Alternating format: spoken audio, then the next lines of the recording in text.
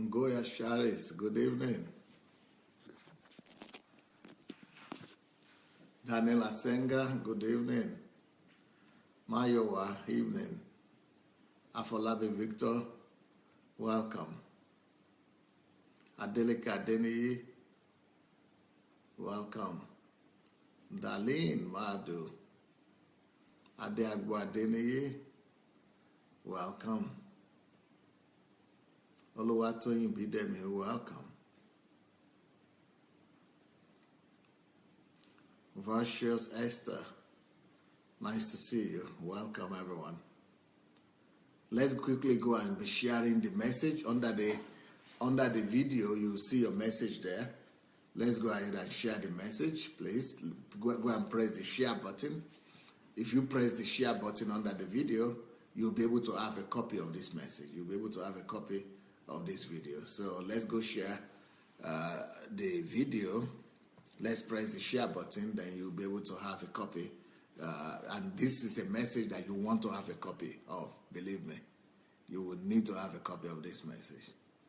Omonike, Afi, Catherine Ehi, Jide, Craig, Jake Oke, Elizabeth Ali, Oke Aya Ine, Stella Nuhu, Shigon Wafo, Joseph Oyewole, Anup Shetty, Elizabeth Ali, Tony Ogunwo Moju, Justin Mayo, Anne Marie, Stella Nuhu, Elizabeth Ali. Welcome, everyone. If you have already shared the link, then let's go. Let's go. So what happens to a child when he's raised up without a concrete value system? What happens to a child when a child grows up without a formed or a formulated value system? What happens to a child when you as a parent did not bring him up in a value system? What happens to a child or to a human being, to any human being that grows up without a value system? Now, that is catastrophic. Like I said in the morning, I showed you the picture of what is a value system. Value system acts like an anchor. Value system is the core of a human being. Value system is the core of a human being. It is what holds the body together. It is the core. So if parents did not raise their children up with a concrete value system, deterioration comes. That child falls apart. His life is never together. He is never having a guiding light, a lighthouse. He is never having a direction in life. He is never purposeful.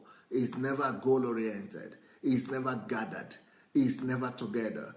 He is never really, it's never really gathered. It's never really gathered. So that's what a value system is. That's what a value system is, what a worldview is. Now, let me show you what happens when there is no core. When the core of a person is absent, this is what happens. You see, there is no bone, there is no spine. When there is no spine, when there is no core, when there is no skeleton, no spine. See what happened to her? It's only a bunch of body. It's only a bunch of body. That's what we call it, biomasses, biological mass. It's only a biological mass, and it's not, the body cannot hold her together. She cannot stand, and she just collapses. She collapses under the weight of her own body. Now, what does that mean? When you are not having a core, you are always collapsing under the weight of your own life, under the weight of your own body. What does that mean? That means that you are always overwhelmed with your problems. You are always living for yourself. You are always overwhelmed with your problems, with your issues of life. So a person that is not raised up with a concrete value system and a worldview, they grow up always consumed and overwhelmed with their own problems. They are always thinking about their issues. They are always thinking about their problems. They are always thinking that, I don't look nice the way I look, the way they talk to me, or people don't like me, or look at the way that person look at me, look at the way this one look at me, this one didn't greet me, this one think I'm bad, oh, okay, I'm not smart, I'm not wise as that one, oh, I'm ashamed, oh, I'm inferior, or I'm not as slim as the other person is slim, or I'm not as tall as the other person is. They are always overwhelmed with their own realities. It's just like you saw in that picture.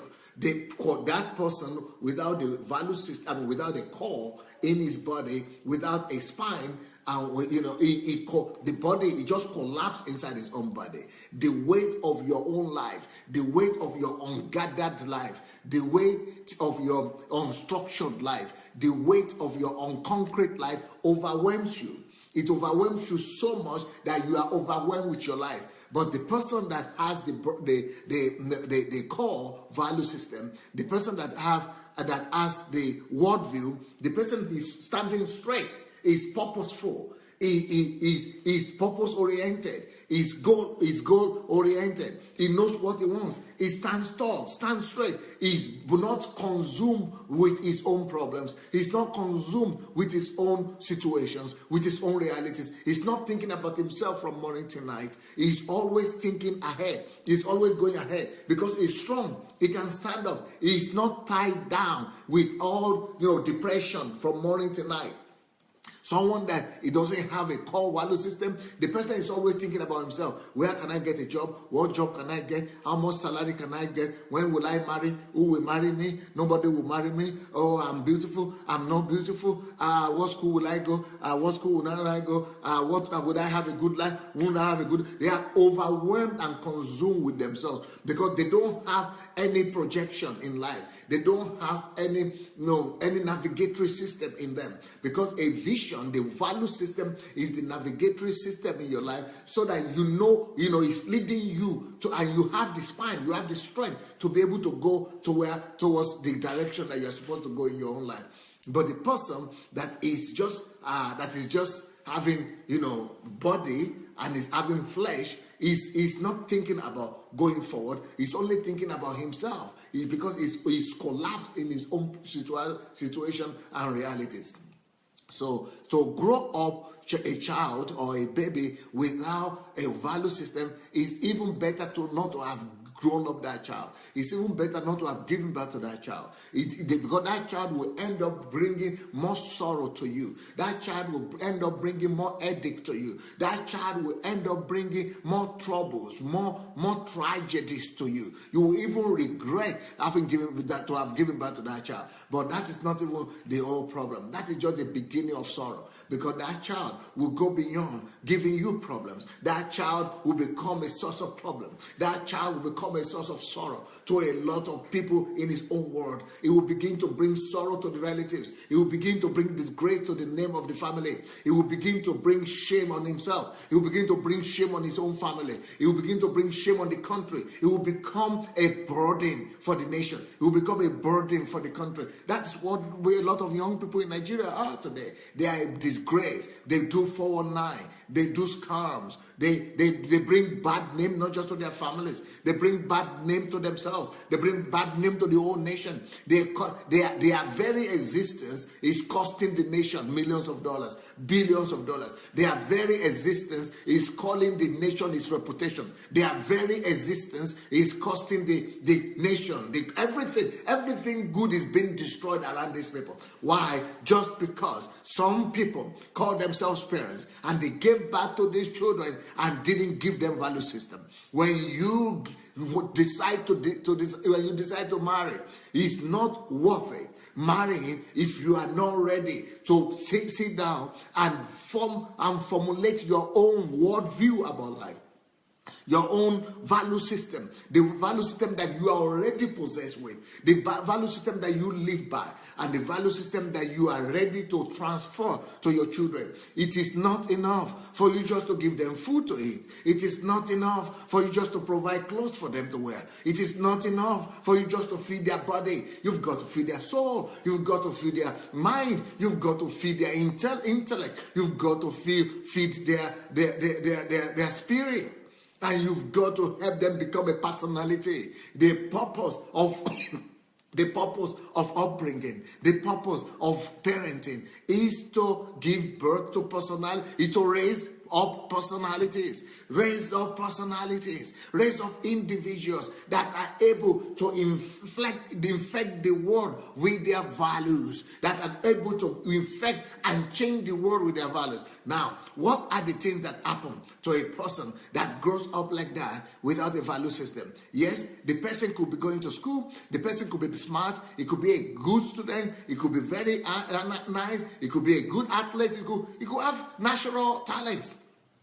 But the person will only be intelligent. The person could even be a Christian, go to church, be a good pastor or a good churchgoer, a good believer. But if he doesn't have a call, if he doesn't have a value system, what happens to him at the end of the day?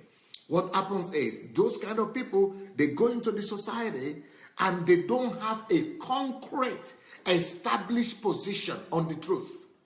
These people that grow up without the value system, they never have a concrete foundation of the truth. So the truth to them will always be situational. The truth to them will always be relational. The truth to them will always be either it is like this now because that is the way everybody says. The society will be determining their values. And even when they don't agree with the society, even when their value system, their personality and their person conflicts with what is happening in their society, what they will do is that, okay, I'm not doing it. I am not doing it. I am not doing it. I'm not stealing. I'm not killing people. I'm not sleeping around. Or I'm not doing this. I'm not doing this. But that is the reality here. People, that's the reality here. They come to agree with the situations, the status quo. Yeah, that's it. They come to agree with the status quo in whatsoever society they see themselves. They agree with the status quo about the government, about the issues. They can talk about it, but the reason why they don't agree in their mind, they don't agree in their heart, but in their actions they agree. Now, how do we know that they agree? Because they don't do anything concretely to challenge the status quo. They don't have the strength. They don't have the spine. They don't have the cord. They don't have the spinal cord. They don't have the energy. They don't have the conviction. Their conviction is not strong enough to make them take a stand and change and alter the status quo. They don't like to confront the status quo. Why? Because their primary concern is about themselves. So they are afraid that when they confront the status quo, that it will have some effect on them. It will have a backlash on them. These people are always afraid of a backlash because they are consumed with themselves. You remember, they don't have that spine, and because they don't have the spine, they are buried in their concerns. They are over-concerned about themselves, about their body, about their realities. They live in their own reality. They make their own safety, their own concern, their own comfort, their own peace, their own safety to be above and over God's reality, the reality of the truth, the reality of God, the reality of values, the reality of worldview. So they make their worldview secondary. They make their value system secondary. They put their value system aside so that whatever is happening will not affect them because they are consumed with themselves. They are more concerned about their own safety. They are more concerned about their own comfort. They are more concerned that nothing will touch them than to stand for the truth. But the person who has a spine, but the person that has real spine, that has value system, that has a concrete worldview, he stands tall. If he has that spine, he stands tall whatever is happening. He takes a stand, a strong stand for whatever he believes. And he establishes his belief system. He does not agree, and he does not allow the tide of the current situation. He does not allow the status quo to overwhelm him, and to sweep him over. He takes a stand and fights for what he believes. He takes a stand and establishes and uses his own belief system to convince and to change the belief system of the erroneous value system that are around. Now, for a person of value, he knows that for him to lose his value is to lose himself. That is what Martin Luther King Jr. was saying, that if you don't have something that you are so convinced about as to give your life for it, then you are not alive. You are not living at all. So, because it's a man of value. Only men of value system talk like that. That it is, there must be some set of value system that you would rather die for than to compromise, because it's a worldview issue. It's a worldview issue. You know that these things are right, and you will never succumb to them or tolerate them or allow it to have preeminence around you. You stand against the things that are wrong. You stand against the things that are not right. You have a position because the truth is absolute to you. So that's why it is very important that we raise up our children with definite value system, that we have our own worldviews that we are convinced about, that we now that we now invest in our children, that we now use to raise our children up. That is why every father or mother must have that time every day, especially between the age of 3 and the age of 12. You must have that time, for your children, when you invest in them 30 minutes or 1 hour or 45 minutes or 1.5 hours of time,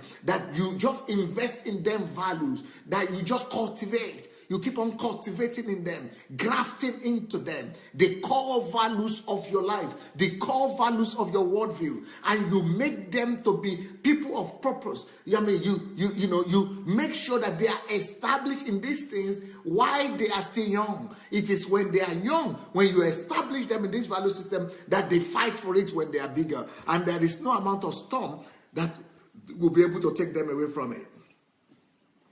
So what does that mean? But for people who don't have value systems, who are not raised up with value system, they don't have a solid foundation, and they don't have a solid standard. They don't have standards. They don't have standards. So everything. So if they are, for example, I know people from my country, Nigeria. I'm from Nigeria, and I'm a black person, and not just from Nigeria. I see blacks everywhere.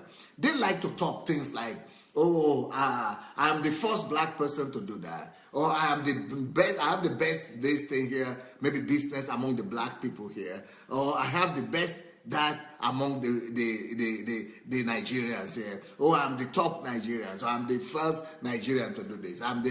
They are always measuring themselves with their equals, or they are always measuring themselves with people around them or people like them of their color. But I think that is a value system right there. That's a wrong value. That is the absence of a value system.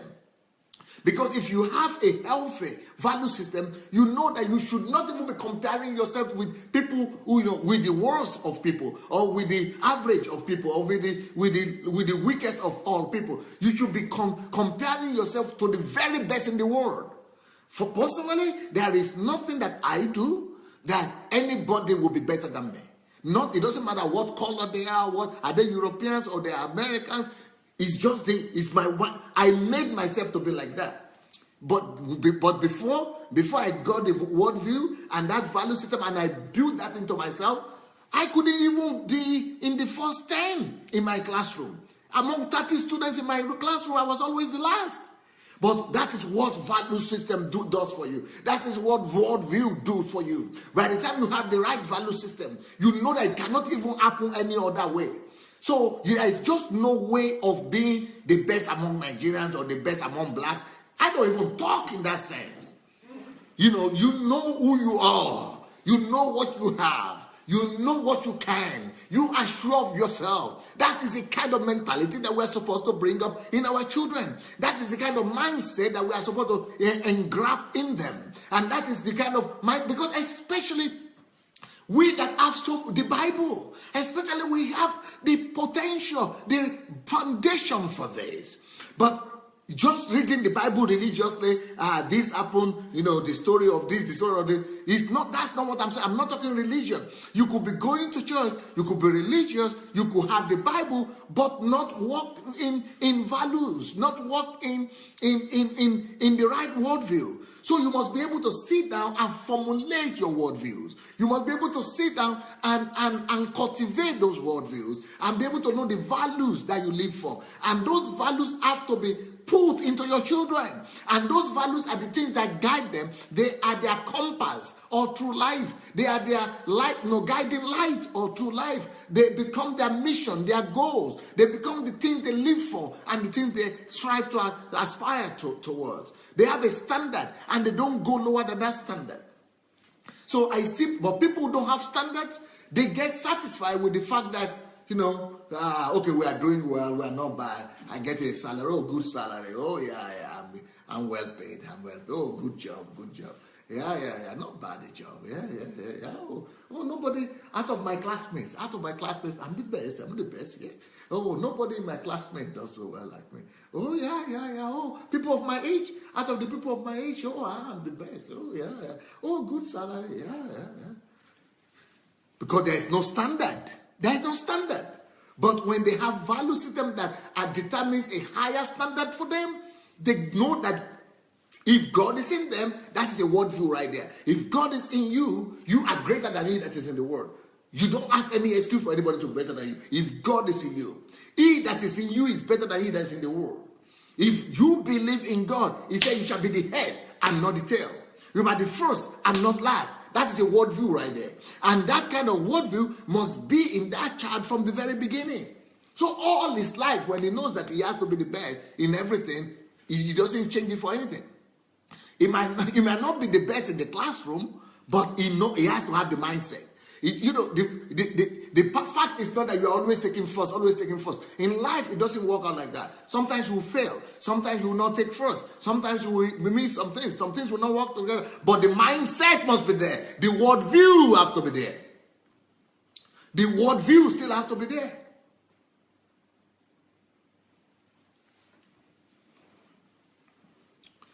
Now, let's talk about, please, if you all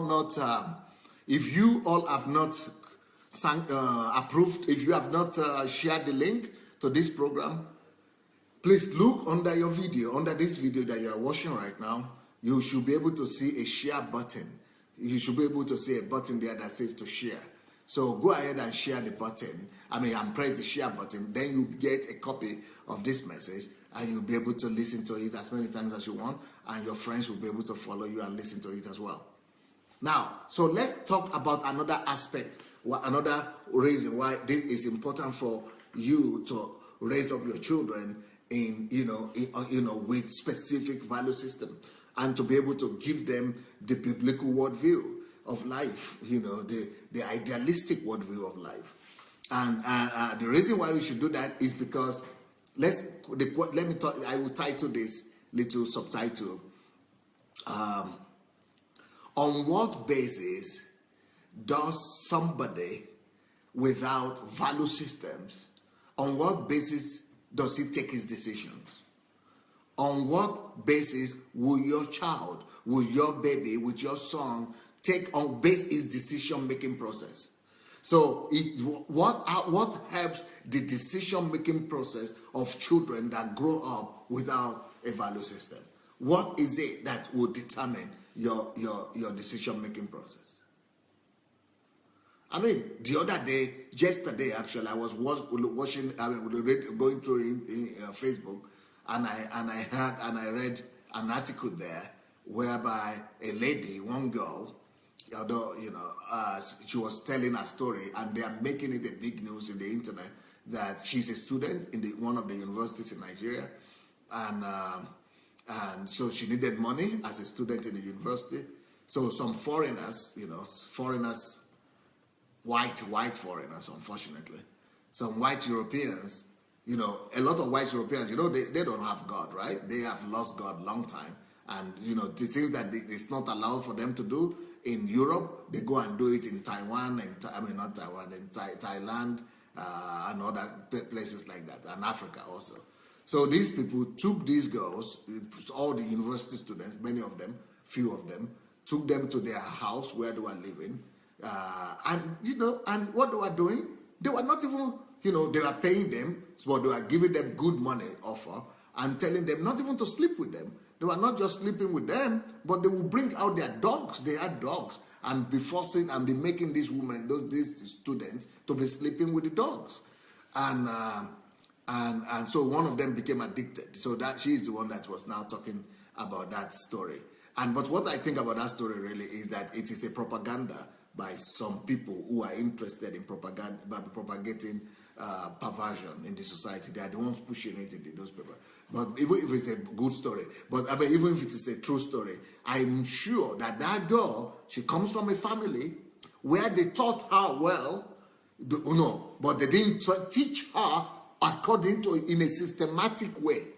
They didn't teach her in a structured manner. They didn't give her a set of value system. They didn't build a system into her. So even though she needed money, she was compromised. She was thinking she was going to sleep with with men. But when the men now said, okay, we will pay you 10 times more, or 100 times more, but sleep with my dog. Not one of them refused. Not one of them ran away and refused to do that. Can you believe it? They compromised because of money. That is what happened. And their fathers and mothers, they will be going to them with church. They will be going to church with them. They are Christians. They will be going to church. They will be in the choir practice, everywhere. But because they don't have, especially when they're there with white men, with European, they cannot say even no. Then when they have the money on top of it, they couldn't even say no. So what am I saying? When people are not having, when a value system has not been put in them from the beginning, this is kind of thing that happens. Okay, you say, Edu Gideon is saying, don't judge. Don't judge. He's not judging. I'm just using this as an example. I'm using this as an example of what happens to people that grow up without value system. Now, anybody could make mistake, anybody could sin, but I'm just telling you of worldview. What is the role? This is my topic, the topic of my message. I'm using this as an example that people will be compromised. And when people are saying, don't judge, like you have just said now, you are actually saying where everything goes. That is exactly a manifestation of lack of value system too. That is one of the manifestations of lack of value system. When you say don't judge, is that judging? I am not judging the individual. You can only judge individual. But I'm just narrating what happens in life. I'm judging I'm condemning the occurrences, the things that happen to people without values. I'm actually not judging or condemning. I'm only describing what happens to people without a system of value system or worldview. And when you are saying, oh, don't judge it, that is exactly what I'm talking about. That means that you yourself, even though you will not do it, most likely, even though you might not do that, or you might not even, go and practice it, but by saying don't judge, it means that everything goes. It means that you don't have a worldview. It means you don't have a worldview. You don't have your own, worldview. Even if the person who has done that, even that girl, she's supposed to have a worldview that says what is right and what is wrong is wrong. Even though I did this, but I still know that it is wrong to do it. And I still not just know that it is wrong, you must be able to name what is good, what is good, and what is bad. We must be able to separate darkness from light. God, that is the way God created the world. He separated darkness from light, light from darkness. It must be clear. Good and evil must be separated. And there must be a clear demarcation. There must be a clear demarcation between good and bad. There must be demarcation between, evil and good, darkness and light. You cannot just say, oh, don't worry, don't judge. Oh, well, okay, it can happen here. Oh, it might not happen there. Oh, don't judge. You don't know what happened. Oh, yeah. When we are finding reasons and we are finding explanation for darkness, we ourselves are part of that darkness. When we are finding explanation for evil, it means that we ourselves are evil.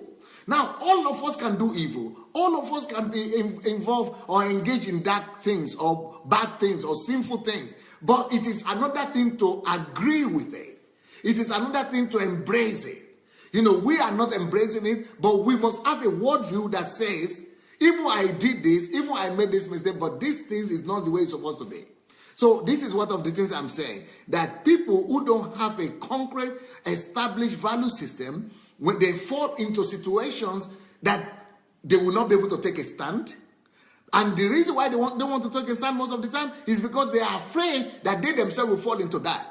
Or they will do something as bad or something worse, and so other people will condemn them. But it doesn't matter if you will do something as bad or worse, your value system still must remain. Your worldview still must remain. So it is not your conduct that determines your worldview. Your worldview must be based on the truth. And it is the truth that's supposed to determine your worldview. It doesn't matter what you do personally or what you fail to do, but the worldview must remain the same. Just like I said about the student, that you might not be the best, but at least you still know that it is the best that you have to be. That it is possible for you to be the best, and that you must strive always to be the best. So when you raise up your child or a baby without a value system or without a system of value system, without a value system or a worldview, that child will grow up and it doesn't have anchor. It doesn't have anchor to hold him together when things are necessary, when in debatable situations. People with worldview, they have their own determined and clear-cut borders and boundaries. They have a clear-cut boundaries. So they are not debating. They are not swaying. They are not being swayed when it's time for decision. They know how to take decisions. They have ability to take decisions because they have a set of values upon which they base their decisions.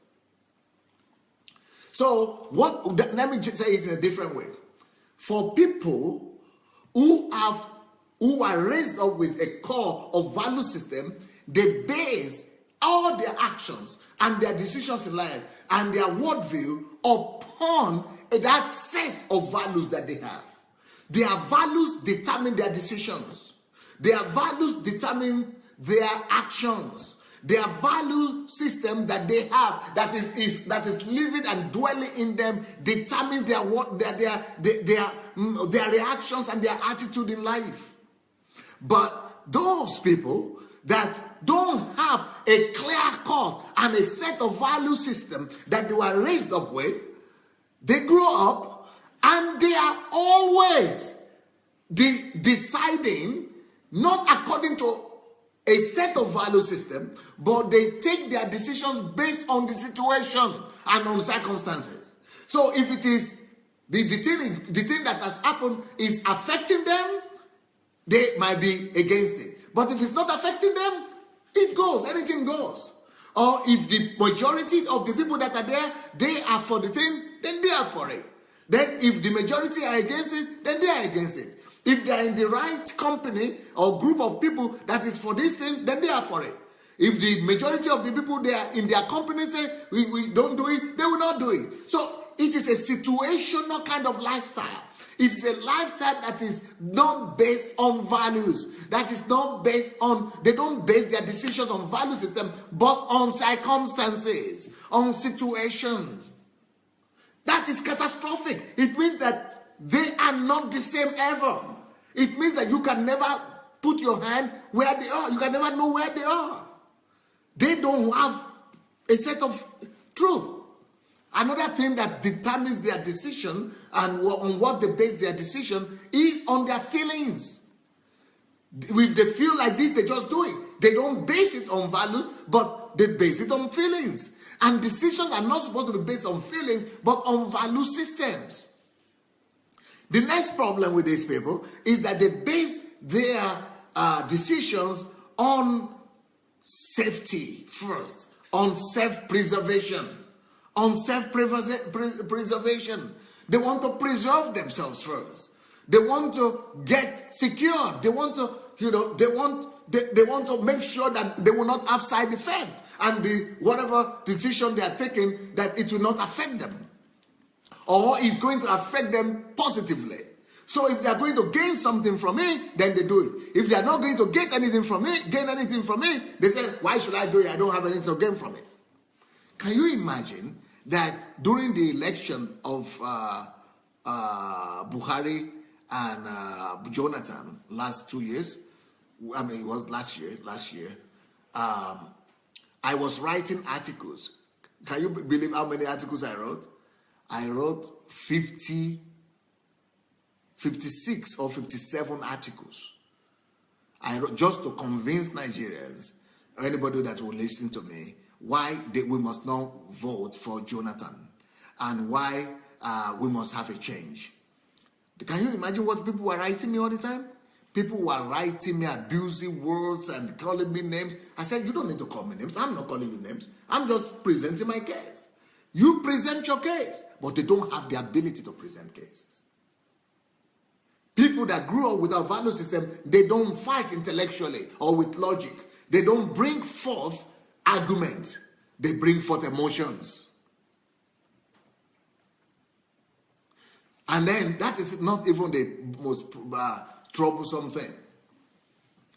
Many of them began to write and say, we are sure that somebody has paid him, that's me, somebody has paid him to do what he's doing. He cannot be writing. I was writing articles every day and publishing them twice a day. Writing articles every day and publishing them. And somebody was saying, they are paying him. Someone is paying him for sure. There is just no way that he could be doing this without somebody paying him. Which reviews a school of thought right there. Which reviews the category of people these people belong to. They are people that are growing up without a value system. They are empty people that are used to doing only things where they have interest. They only do things where they have interest, where they have self-interest. So it is ego that's at the center of their lives. So egocentrism is what determines their decision, not values. So see, these people will say, okay, it's one thing to write one article, 2 articles, 3 articles, no 4 articles, 5 articles.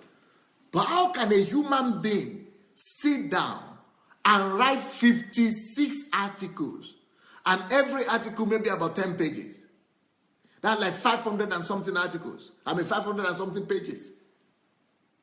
How can a human being do that without having self-interest? So they say, oh, they have promised him that he will become a politician. Oh, they want to give him a cabinet in Nigeria. Oh, maybe somebody has paid him. Oh, they have bribed him. Because that is the cry of a corrupt society.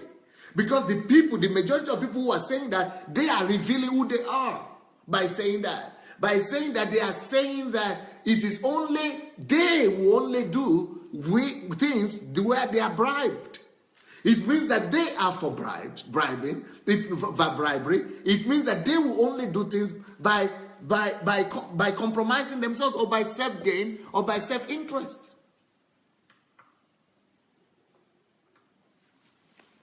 The same thing they are telling me now with this MMM. Some are saying, oh, you don't have work to do. Oh, go and face your business. Go and face your church. Pastor, you should be researching the Bible. You shouldn't be researching MMM. Don't write this thing for, maybe you are having something to gain. Maybe somebody has paid you. That is showing where people are. It means that we are having a society of people where a group of people, a society of people where people are driven by self-interest and self-motive. We are not getting used to people doing things sacrificially just for their ideals.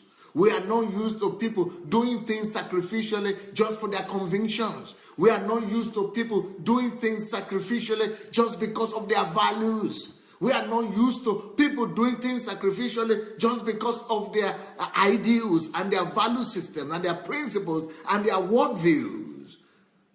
Even this thing I'm doing here by coming on every day, twice a day, doing this video and teaching you people, equipping you and trying to motivate you people and give you what I know. Some people say, how is he doing this thing without offering? Why is he, how can he be doing this without offering? And people are still trying to find the answer. Where is my gain? Where is my interest? My interest is in the values that I have. My interest is in the worldview that I have. And that's why we must recreate a society of values, value-driven societies. In my own case, it is kingdom-driven. This is my book, Kingdom-Driven Life. This kingdom-driven life is about the fact that I'm driven by the kingdom. I'm releasing another book now that is going to be called, what do they call it? What's the name of my book? I'm releasing another book in a few days' time. If you have not pre-ordered your own, you might want to go and pre-order it. It's my book my last book for this year, and it's going to be a book that to help you people and to help everybody become a provoked generation. That's the book. The next title I would have called the book is to become a provoked generation, a generation of people that are provoked by unrighteousness. But you see, people that don't have value system, even if they are provoked, they will only be complaining in their kitchen. They don't have any power to be able to insult by ungodliness. Yes, the book is called Insult by Ungodliness. Insulted. Is it insulted by ungodliness or insult by ungodliness? Insulted, I think. Insulted by ungodliness. So ungodliness should be insulting us. We should be feeling insulted by ungodliness. And some people are saying, oh, face your business. What is if we face our business, every evil that is happening in the society, in any society, is because people are facing their business. That is horrible. It's the worst thing that you could do. If you face only your business, it means that you don't have value system. My book is called Insulted by Ungodliness. Insulted by Ungodliness. So we should be, with any ungodliness that is happening in our society, we should feel insulted by it. And that's why I'm writing this book. That's why I'm teaching this topic. But some people are no more feeling insulted at all by any kind of ungodliness. Everything goes. Ungodliness doesn't insult us anymore. We ourselves are almost the promoters of ungodliness. I think it is on sale already. It is on sale already.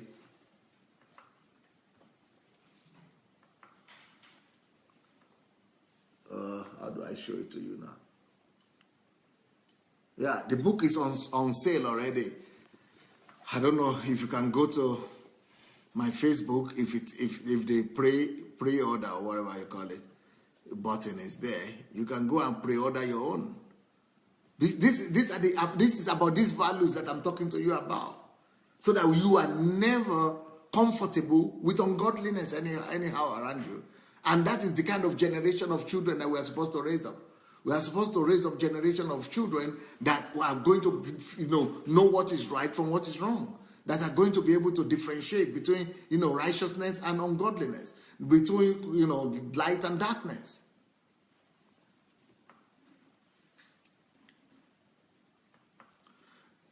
Now, another factor is that when you raise up a child without a set of value system or worldview, a concrete worldview, another thing that happens to that child is that child is only living by himself. He's only living egocentric life. He's only living self-consumed and selfish lifestyle. So he's only directed by his own interest. He's only looking for what is good for him. So those kind of people can sell their fathers. They can sell their mothers. They can sell their country. They can sell anybody around them. They can sell their church, their pastors, anybody. They are only guided by their feelings, by their emotions, and by their own self-interest. Another thing that determines the lifestyle of these people is that they only operate by what they see, or what they can feel, or they are only driven by immediate results or immediate gratification. They are only driven by what they see now, or what is profitable now, or what is beneficial now. They don't have the ability to look into the future because there is no navigation in them, no navigatory system in them. They don't have the ability to see far or to look far. They are only seeing what they are seeing right now. So if anything for them is good now, they are ready to go to cross any border, to cross any line, just because they want to have that immediate gratification. They are driven only by what they see now, or what they can get now, or what is surrounding them now. They don't see far. They don't, because you know that's what I was saying in the morning. That is a philosophical view of life. The philosophical view of life of these people is that it is what I see now that matters. It is what I can gain now that matters. But because that is materialistic, ideology, or philosophical ideology of life, or philosophical understanding of life. I mean, the philosophical, what view of life. The philosophical view of materialism says it is what is I can gain now that matters. It is what I can see now that matters. Or there is anything that is happening determines their reaction. What is happening in the immediate or what they see in the physical is what determines what they do. That worldview, that philosophical worldview is called materialism or materialistic worldview. But the way a normal human being is supposed to live is to live by the idealistic worldview, the idealistic lifestyle, the idealistic worldview, which says that even though these pressures are on me right now, but I have a set of values in me. The values are invisible, but they are more valuable to me, and they are stronger for me than the gain that I'm going to have right now. The values that I have in me, the belief system that I have in me, even though you cannot see them, you cannot see the profit right now, you cannot see the reward right now, but they are much more stronger for me, more convincing for me. They are stronger for me to take my decision based on that, rather than base my decision on something temporal now that will give me temporal satisfaction. Let me explain to you how that helped me through life. When I came to Soviet Union, and Shinwei is here, Shinwei understand what I'm saying now. And maybe some other people that also, I think Daniel Atsenga also knows Russia, so I think he studied here as well. They will, all the people who studied here, they know what I'm talking about now.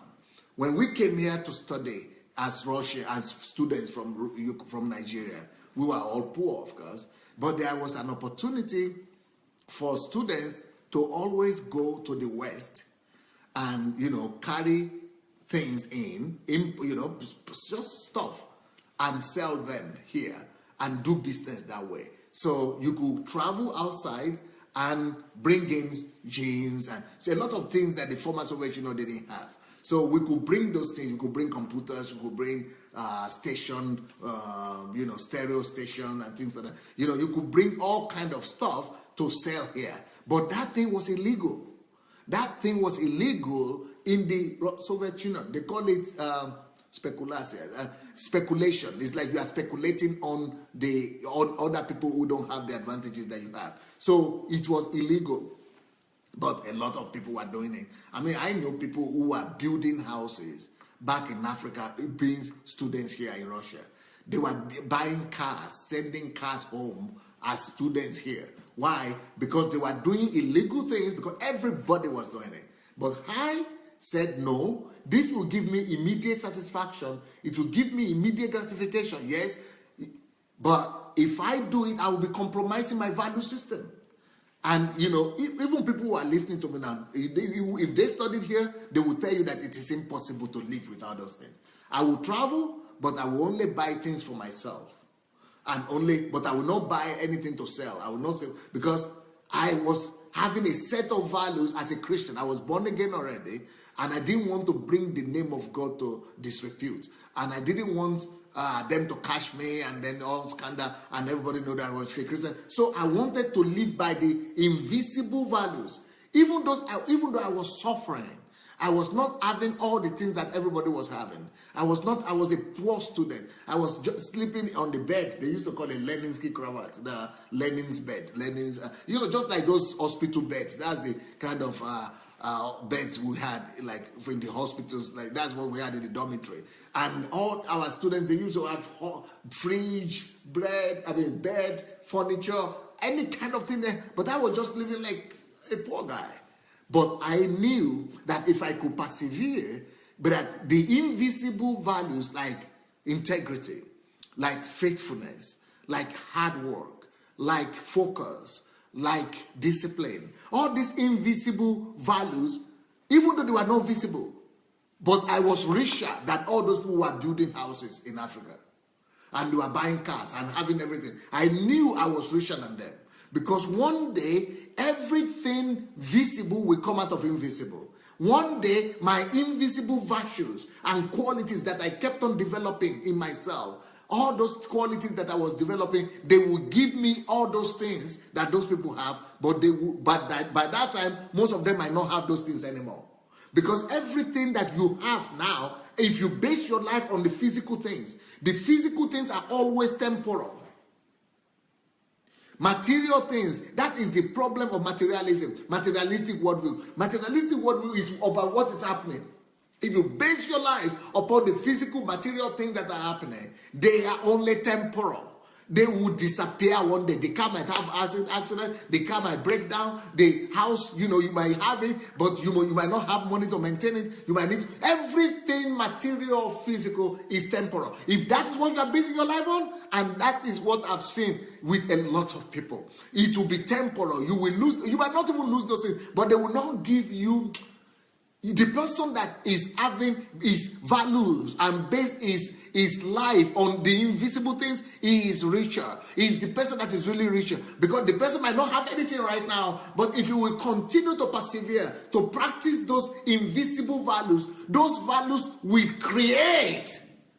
And they will bring to reality because we believe it, that everything visible now, they come out of invisible world. God was invisible. God is still invisible. But from that invisibility, he spoke everything physical into being. So if you base your life on the invisible values of God, if you base your life on the worldview of biblical worldview and a set of values that are established in heaven, if you will know that that is your mindset, these things are more powerful than everything the world can offer you.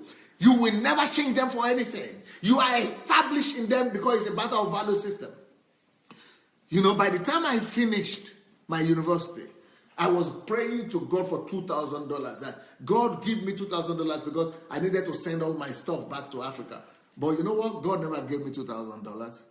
By the time I finished my master's, I was only have $200. And with $200, I didn't even know what to go, where to go, what to do. But I thank God he didn't give me that $2,000 I was fasting, praying, give me $2,000 so that I can pack my stuff as I go home and at least I'll be able to rent a house in Lagos or somewhere. But thank God, God didn't give me, because God knew his plan for me. God knew his plan for me because I didn't have money. I didn't have anything to take with me. But I had values that I developed. So what happened? Let me give you this example, because even though I didn't have anything and God didn't give me that $2,000, so I couldn't even take anything, but I was ready to go to Africa. Just as I was ready to go, in Ukraine here, I studied in Belarus. In Ukraine here, they were looking for a first-class student, and I finished first class. Can you imagine if I had not dedicated myself to excellence? If I had not dedicated myself to striving to be the head and not the tail, to be the first and not the last? If I had not dedicated myself to being the best, if I had been pursuing after the genes and the television and the stereo set, that I was living like everybody, I will finish maybe second class upper, second class lower, just normal. I will just finish normal like any other person. But I will not get that opportunity to move over here and be given the job I was given. You see, I didn't have the temporal, the physical things, but the things I was developing myself, the discipline, the focus, the pursuit, the stamina, the perseverance, the faithfulness, the focus, all those things made me to become the best student in the university. And then Opportunities always come to people who are ready, who have prepared themselves ahead of time. So when I was about to go to Africa, this opportunity came. They couldn't find anybody who was good in English, good in Russian language, and finished with distinction. So that is how I was moved from Belarus. Instead of going to Africa, to Ukraine, they gave me 3-bedroom apartment immediately. They gave me official Volga car. In the 1990s, that's what 1993. Volga car. The Volga is like a Mercedes-Benz here. It's like almost Rolls-Royce of Russia. They gave me that official car with a driver. And I was just coming from the university. And I was getting my salary in US dollars when this economy was collapsing that time. I didn't have anything yesterday. But I was dedicated to developing the virtues. You see, that is the difference, you see. That is what happens when you see that value system is more valuable than the temporary things people run about. You know, those people that were running about building houses, buying houses there, and all that, you know what happened to them? Today, in fact, for them to even say they know me, it is their biggest pride in life. It is their biggest pride in life. People who studied with me in University Belarus, who were building houses, traveling over there. They are doctors, engineers, but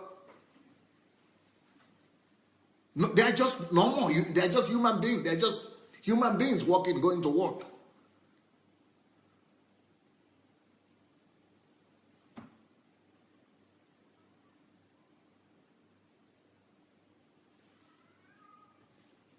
For them now that we study with Pastor Sandei is their greatest achievement in life, you know. Why? Because value systems, when you can devote your life, living your life according to value systems, they are much more sustainable and they last longer than things that are just, temporal that everybody's running about and running after. Now, there was another category of people that were studying with us in the university those days as well. And I almost fell into that. My God, God just helped me. Because they were my good friends who were doing this. So what happened was, I would go to England on holidays, and to Germany on holidays. And then there will be, and to Holland. And then there will be people there who will discover that we were Christians.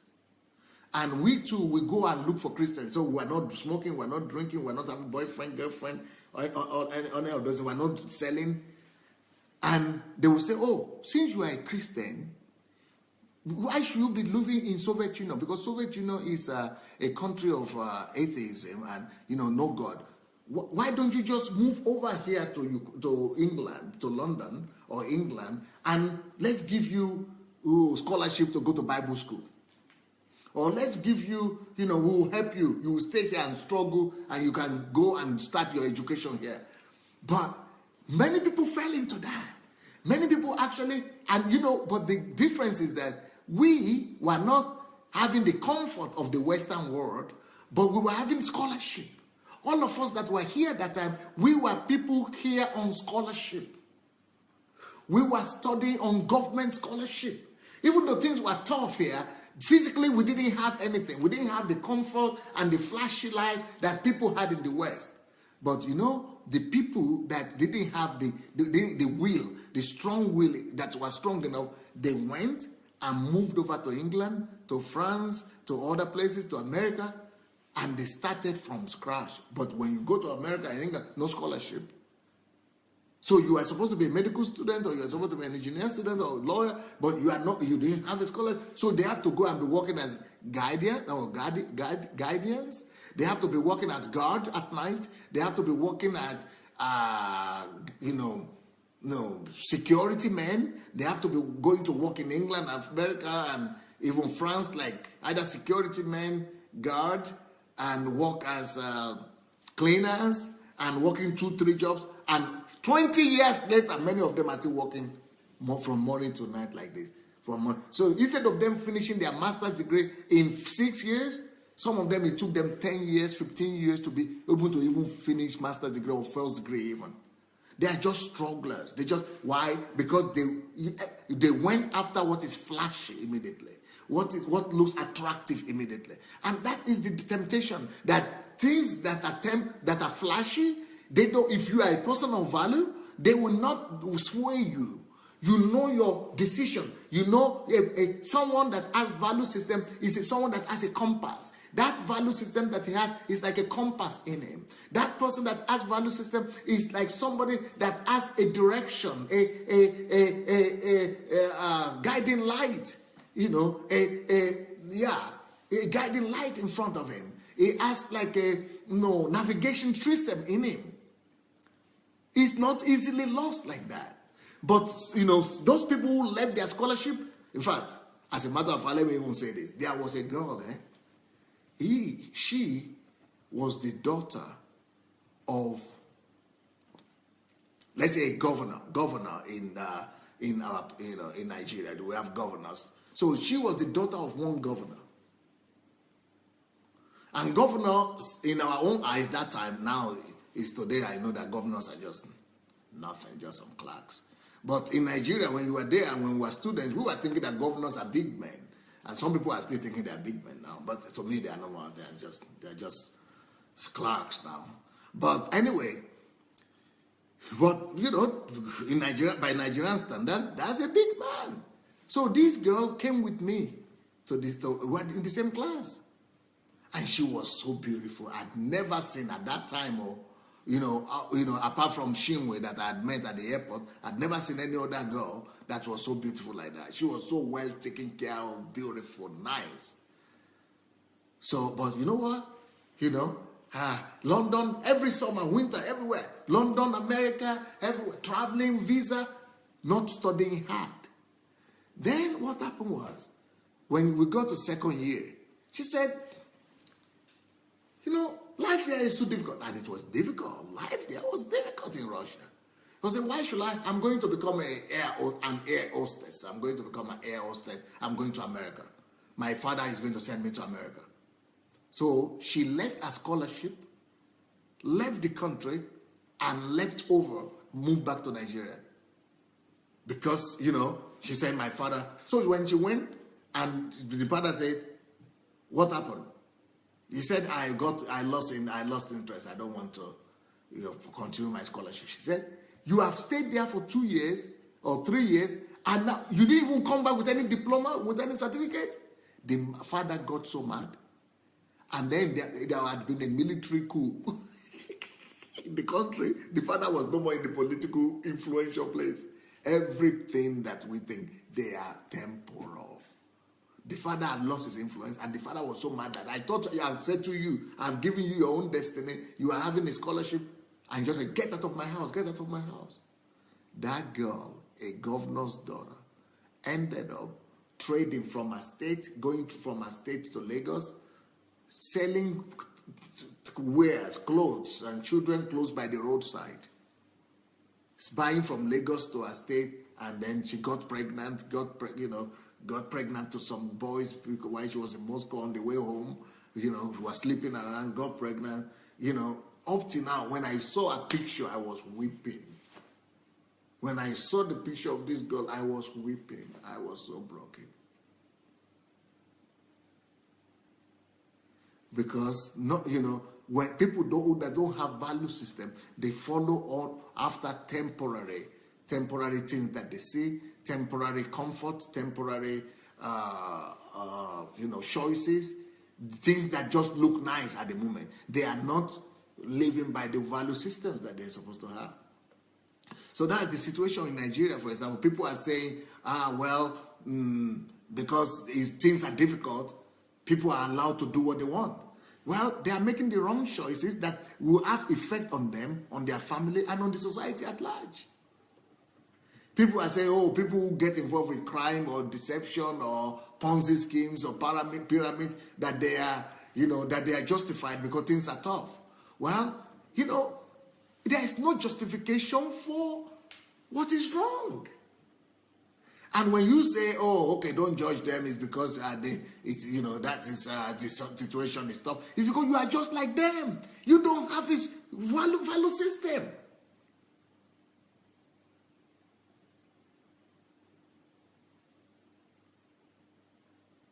You don't have a standard of the truth.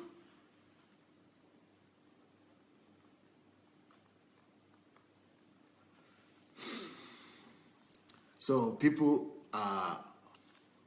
who don't have value system, they just take decisions based upon whatever they feel at that particular time, based upon whatever they see, based upon their emotions, and based upon whatever anybody convinces them is right. The next point, people that don't have value system, a set of value systems, they only orient their lives based on money. Money, which is a physical thing. Money is mammon. Money is idol. Money is trees and leaves. Leaves become the Lord over those kind of people. Leaves have dominion over them. So money becomes their factor. So they begin to take decisions based on the fact that what will I get from it? If you are going to give me something, then I will do it. So they are servants to money. They are slaves to money. Why do I say slaves? The Bible says in Romans chapter 6 verse 12 to 16. Romans 6, 12 to 16, that to whom you give yourself to in obedience, to that you are a slave.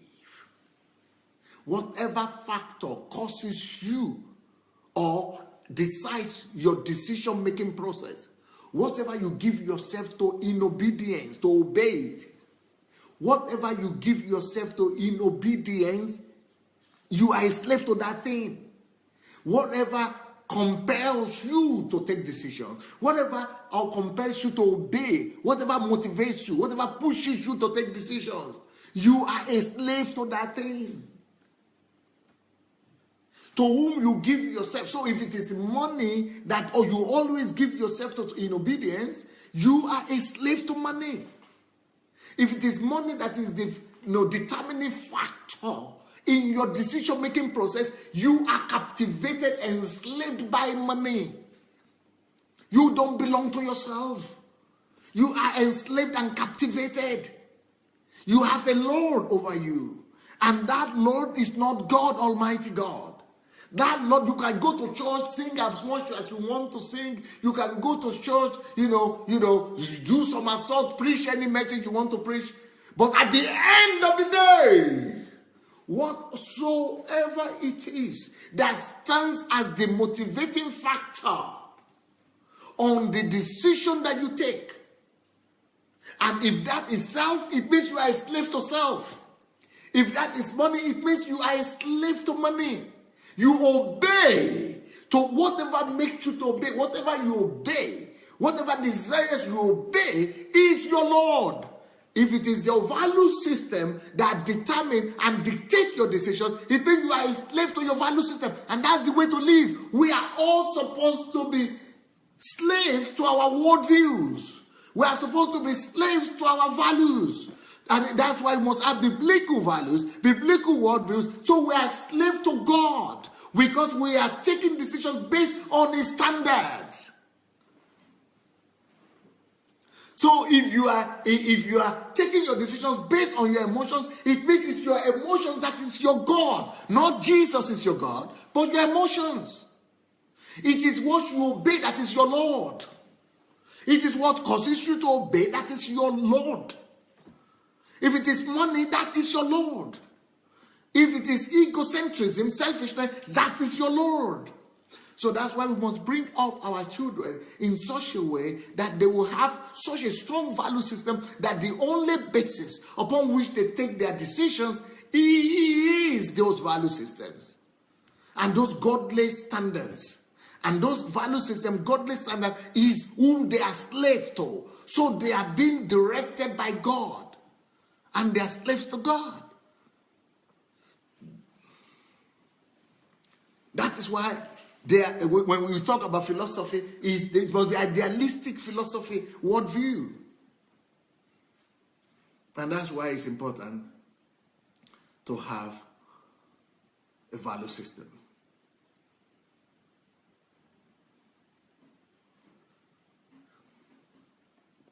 People who have value systems, they love the truth above their lives.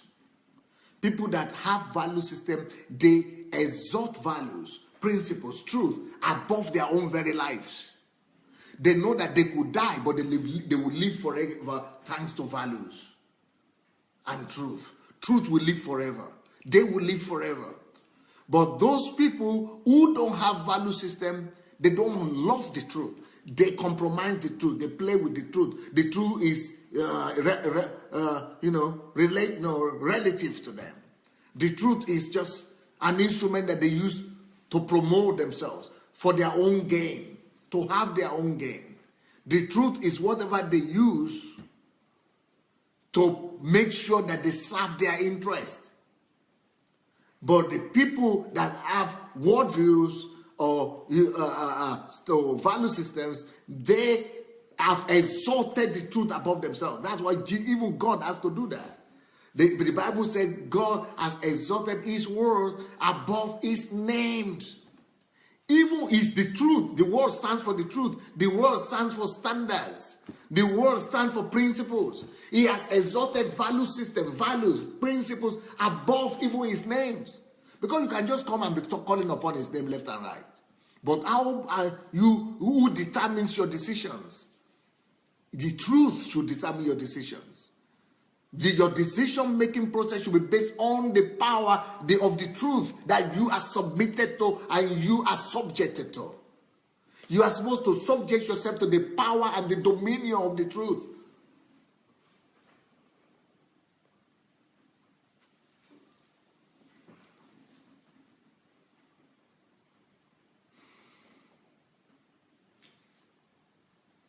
So people could say another factor that determines the decisions and that influences the decision-making process of people who don't have value is how they are feeling.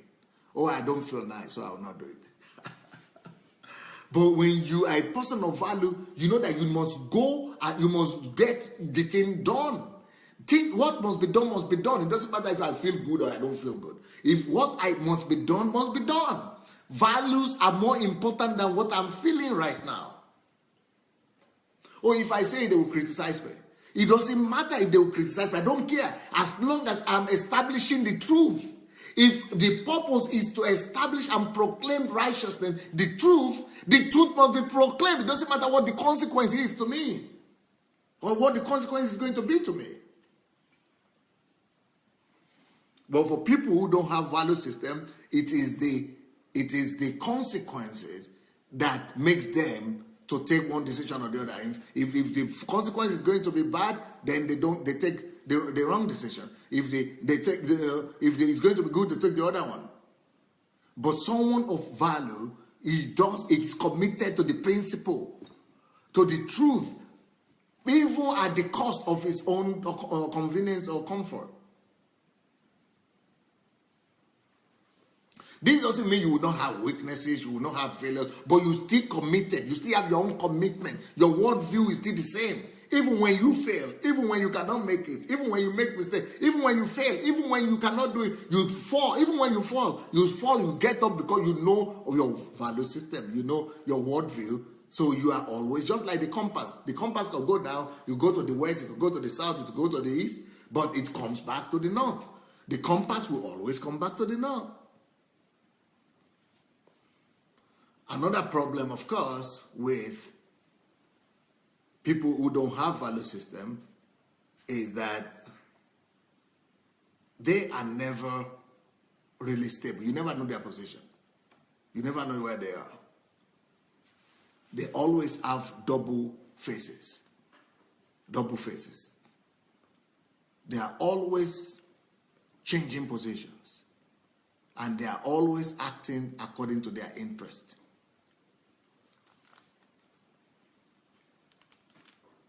These people are always under the control of the public opinion as well. Public opinion determines their opinion. Public opinion determines what they do or what they don't do.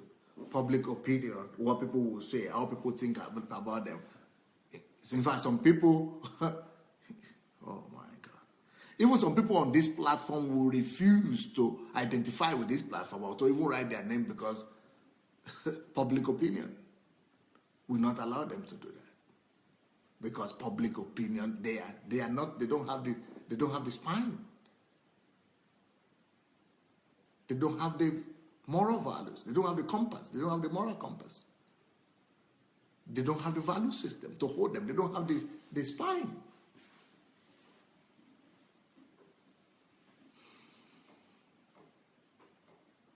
So wherever the wind blows, that's where they blow. Wherever the tide goes, that's where they go. No system of values. No supreme system of values. No absolute system of values. And the thing with people like that have value system is that they have absolute view of the truth. The truth to them is absolute. It's not maybe today, maybe it's not today. Maybe tomorrow is like this, the day after tomorrow is like that. They are always establishing the truth. See this photograph. This is the lifestyle of people who don't have value system. So if your child is raised up like without the system of value, it will just be changing faces all the time. By the way, if you have not shared this video yet, let's go ahead and share this video. Let's go ahead and share the video. If you have not shared this video, it might be helpful for you to have a copy and share the video. So go ahead and share the video, please. Let's, not too many of us have shared the video. Let's go ahead and share the video.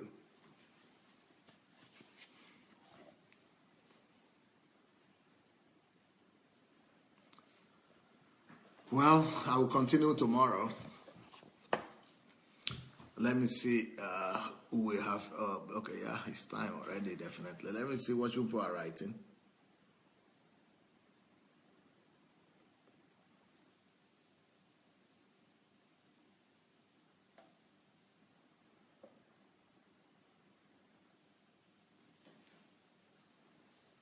Alice Obazi, now I understand, sir, why some people who are so-called strong Christians expect crime or compromise the truth because they commit crime or compromise good because they have no biblical worldviews, principles, no value system. Yeah, they might be Christians, but they are not establishing any value system, so they fail. Anastasia said, when you fail or fall, you pick yourself up, yes, and keep on going in accordance to your value system, yes. Natasha Richard says, powerful message, Pastor.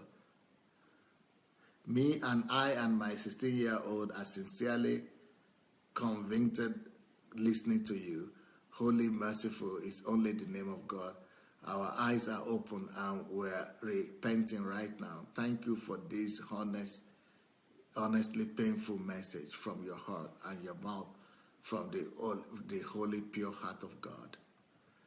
David Shima, true sons and daughters of the kingdom have his seal of identity. The Lord knows those who are his. It takes discipline to maintain true standards and good value system even at the verge of compromise.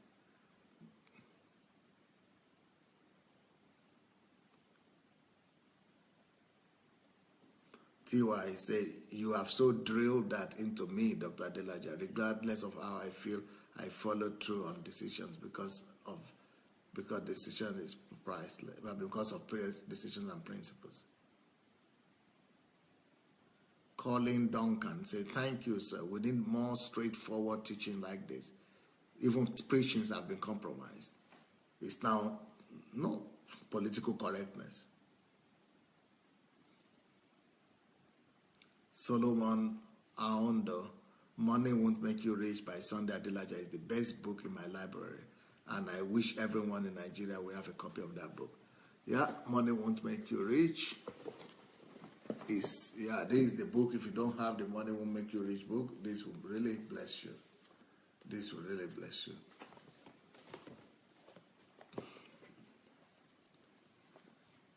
Joyce Arrow, in my country here, people that call themselves Christians cheat on the government because of money. They will get traditional and church wedding but refuse to get married officially according to the law of the land. So officially, the woman is a single parent, so she could receive she could receive lots of benefits from the government. And at the end of the day, they pay their tithes to the church. And so the pastor is quiet and everybody is happy. What a shame. No integrity, no value system. Afolabi Victor, imagine we organize 1 week seminar for all 36 state governors of Nigeria. Let Dr. Adelaja train them on leadership and values, value-driven system. What a country we will have. Our country will be transformed overnight. Or Last Sunshine say, this is the best I've heard from Pastor Sandey. God bless you, sir. Ngozi Awolese said, for their own gain, or because of money, they remain members of churches and still do things for gain. Yetunde said, this is deliverance of the mind, soul, and body and spirit. Thank you, world's best mentor and pace setter.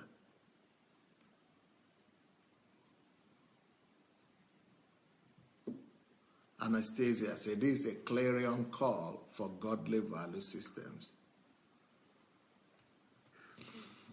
TY said, wow, I'm just speaking in tongues right now. Shioma said, Pastor, it means that Mammon is in charge of all churches in Nigeria then. At this point, at this time, because everything going on in the churches is only because of money. It's motivated by money. It means Mammon is actually in control of the churches. And that is why I said one time that the people that have my attention in Nigeria now are the people who say they don't go to church again. Because, because at least in a lot of churches, it just, what is going on there is impossible to be able to even comprehend them.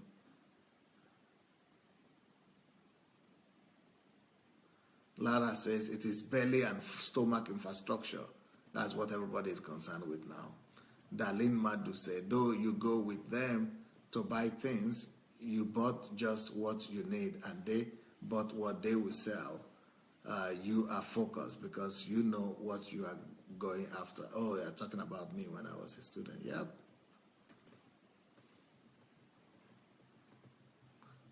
Okeaya Ine said, this is a true mirror of who we are. I am speaking in tongues right now. Anastasia says, so it is whatever you obey that is your Lord. Yes, that's what the Bible says, straight in there in color in Romans. Oyinye Okoro, thank you so much for this message. I just got delivered. Yetunde, have you shared this message yet? For anybody who has not shared the message yet, please kindly go and do it now. Yetunde is calling on you to go to share the message.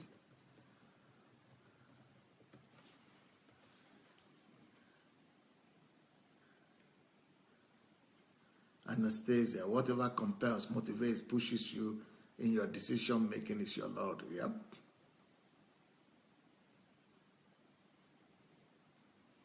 Okay, Ine, my God, this is washing like a thoroughly, is a thorough, undiluted word of God.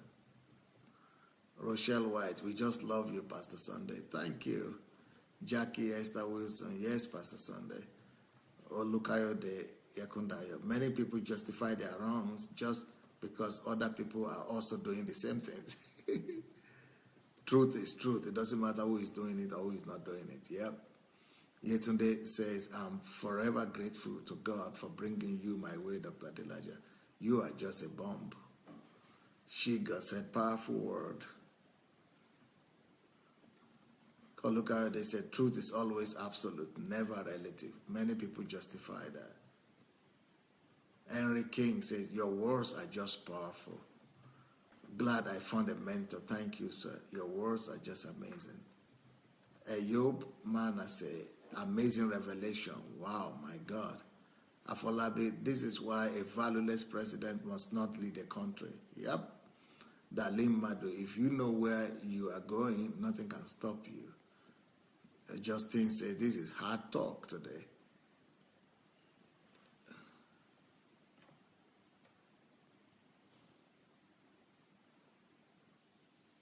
Olukayode, God bless you, Pastor Sandey. Thank you so much for the value system you are cultivating in us. We surely need these free teachings.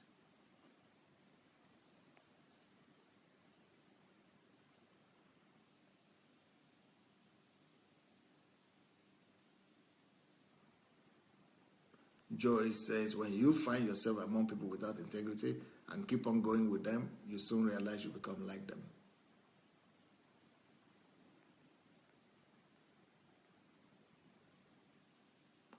Gift Amos, Dr. Sandey, you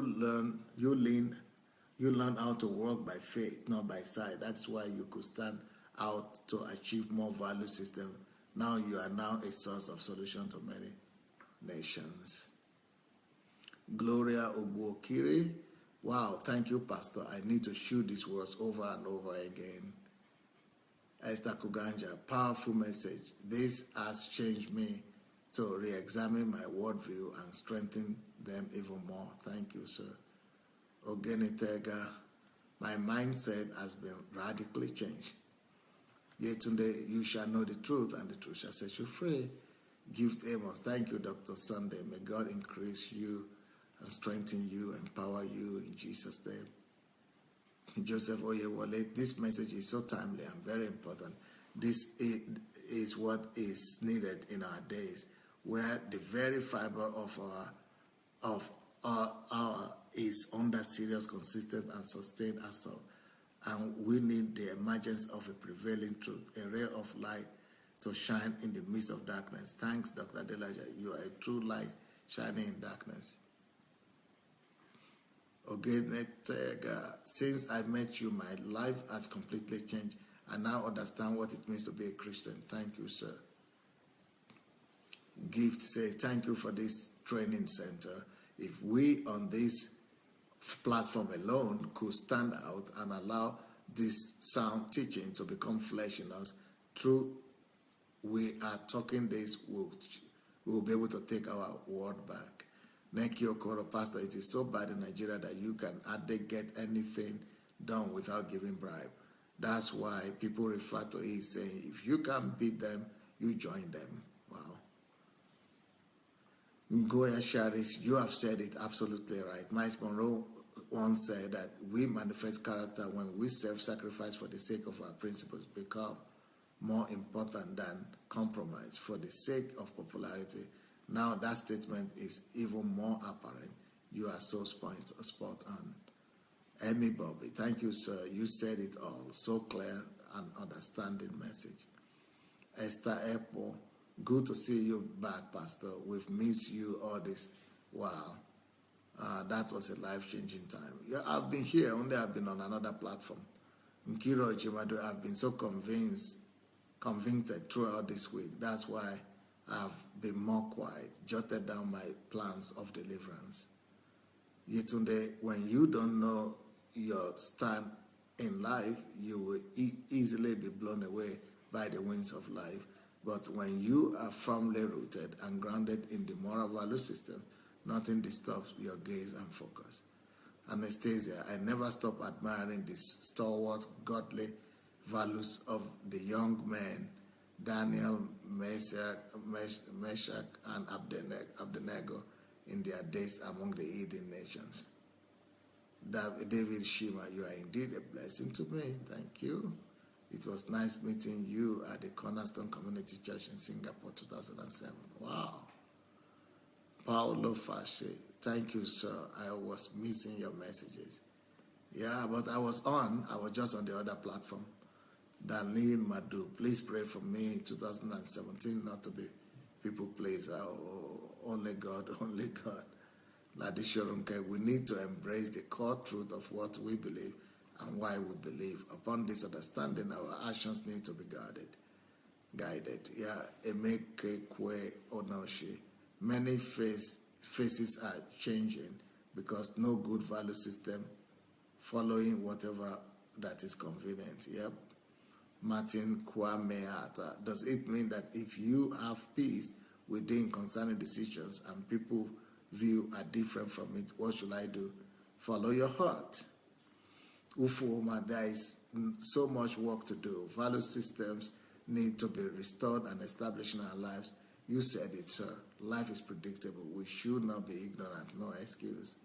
Deborah Cole, wow. What would Nigerians begin to do with this kind of world value system, new world value system, worldview value system? Eukarya Pastor Sandey, you are no doubt a blessing to many generations, even those unborn. Shigo, you have done serious justice to this topic. Eshegon, sir. Olu Sunshine, this is a message for our generation, a generation without a stable compass of values. Matthew Aishe, sir, you are always inspirational. God bless you indeed. Omonika, thanks so much, Pastor Sandey, for this teaching. I'm really crying within me. God, please help us. Ademi Lua, Ezekiel, we need more speakers like you, sir, to reinstate our dysfunctional society. More grace, sir.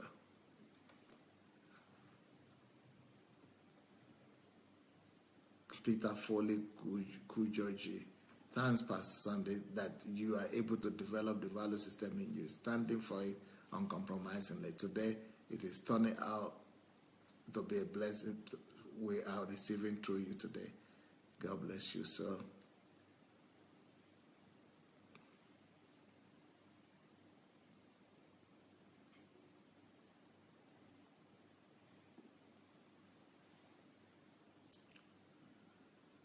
Okay.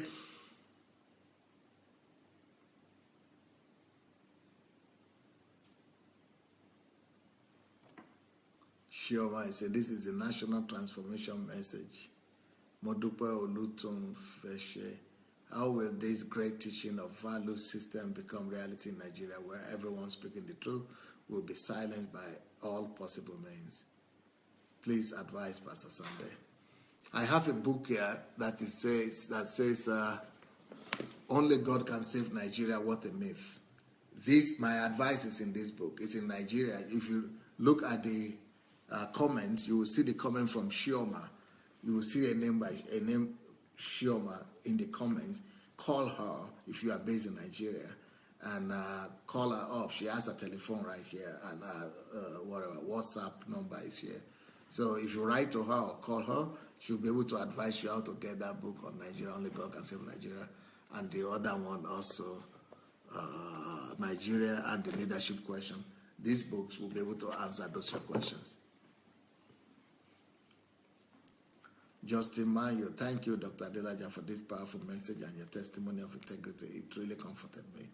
Elizabeth Ali, Pastor, I tell you, I have a word to quantify what is going on in my life right now. Thank you so much, Dr. Adelaja. Love you a lot. Gladys Nwosu, I can't wait to start from the beginning because I entered late. Jide Craig, much respect, Dr. Adelaja. My life can never be the same again. Gloria, okay.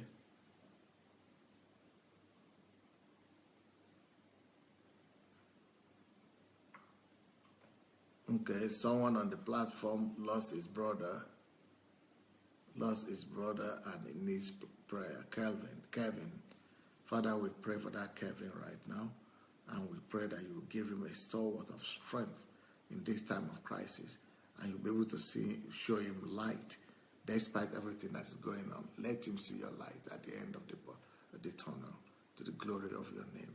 In Jesus' name, amen. Solomon says, thank you, Pastor, for your message by HMBS, especially Titus, who is a man in God, has changed my life and mindset radically. I have listened to it over 1,000 times. Wow, that is good. I'm going to be back here tomorrow morning. I'm here twice a day. So please, let's continue tomorrow morning.